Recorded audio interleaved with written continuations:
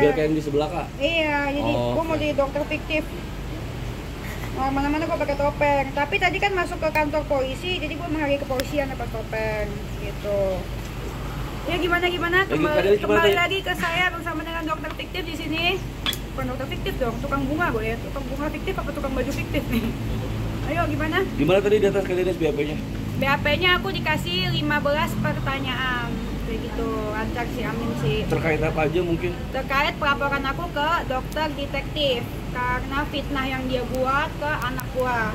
Dia fitnahnya menurut gua udah parah sih. Udah fitnah, bawa-bawa anak, penggiringan opininya parah. Dan itu udah kerugian ya buat anak gue ya. Dia nggak mikirin, dia harusnya sebagai dokter itu dia harusnya itu membimbing masyarakat ya, bukan fitnah yang keluar dari mulut dia dan penggiringan opini. Akibat fitnah yang dia keluarkan itu anak gue jadi dibully, dikata-katain ya kan. Kalau gue dikata-katain mak nggak apa-apa lah, gue udah gede ya kan, udah dewasa, udah sama-sama dikatain, nggak apa-apa, nggak masalah. Tapi kalau misalkan ke anak gue jadi dibilang katanya pantesan aja bapaknya tinggalin anaknya, dikasih uang haram apa segala macam, kan nggak pantas kan. Terus gitu bilang anak gue katanya makan uang haram, kasihan anak gue dikasih uang haram. Padahal kan gue kerja 24 jam buat anak gue jualan daster dari pas lahiran. Setelah selesai gue langsung jualan, jadi menurut gue nggak masuk akal sih. Ini surat terbuka untuk ID ya, kok bisa ya ada anggota dokter tukang review, udah tukang review, terus dia gitu ada ya anggota ID ya guys ya, kok bisa lolos ya guys ya. Dia dokter tukang fitnah, menurut gua sih dokter itu nggak boleh tukang fitnah. Terus dia gitu itu masalah kode etik ya, udah fitnah, dia suruh gua beli, dia tuduh gua beli uang susu yang haram. Harusnya kalau misalkan dia dokter beneran dari ID ya guys ya, harusnya kan dia ini dong, sama anak di masih di bawah 2 tahun itu kan direkomendasiin ASI dong. Iya, kok dia bilang anak gua beli uang susu yang gak haram gitu loh.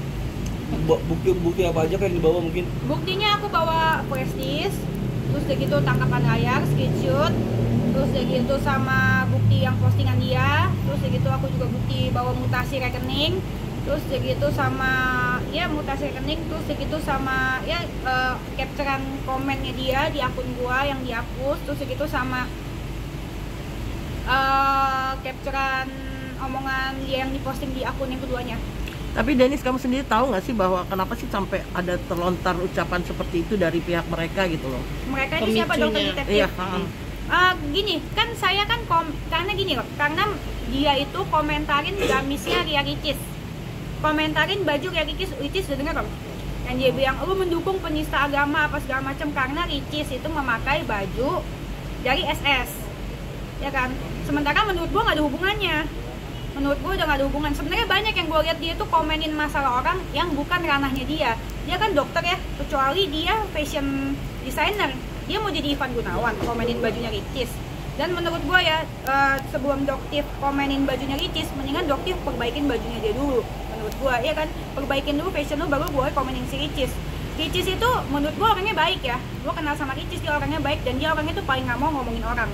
Dan yang paling bikin gue kenal sama dia itu kan Ricis itu kan single mom.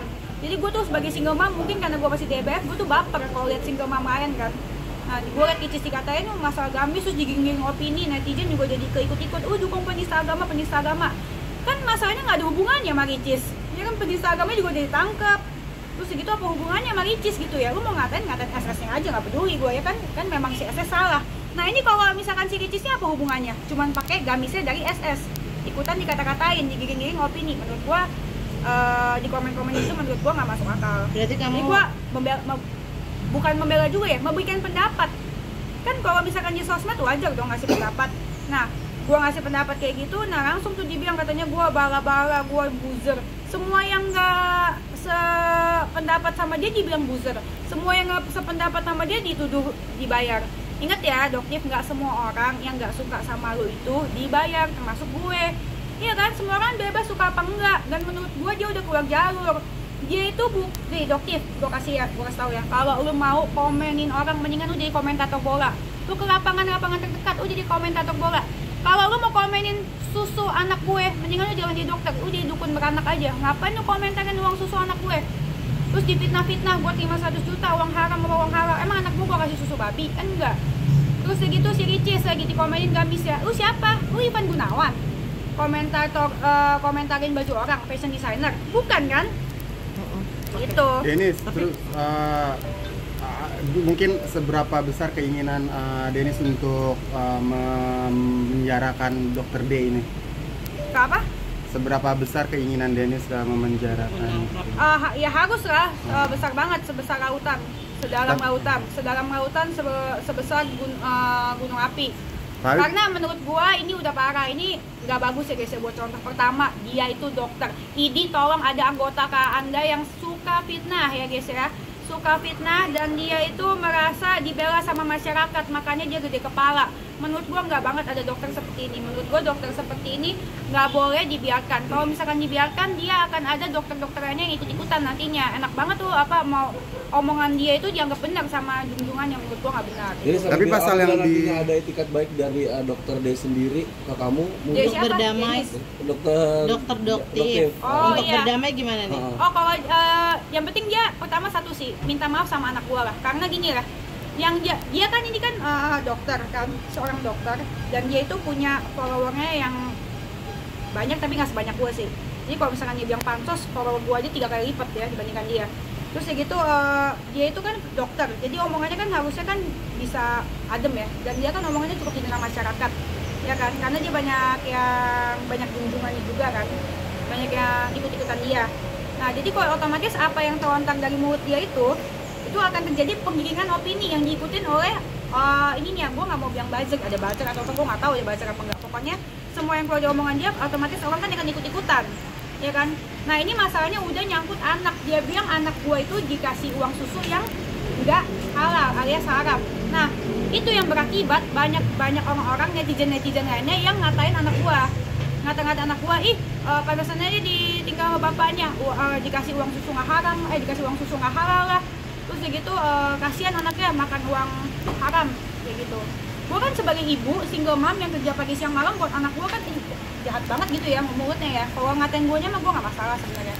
Tapi kalau ngatain anak gua sih keterlaluan. Kamu terima ya uang 100 juta jadi buzzer? Gua nggak terima uang 100 juta.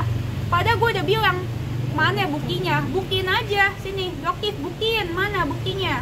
Buktinya kalau misalkan gua itu terima uang jadi buzzer 100 juta. Lu jangan ngemeng doang, mana buktinya? Dia yang ditanya buktinya ngeles mulu kayak bajai. Iya. Tapi apa sih yang membuat tuntut dong. Itik. Tapi apa sih yang membuat Doktif sampai seperti itu? Sebenarnya statement kamu di Instagram itu yang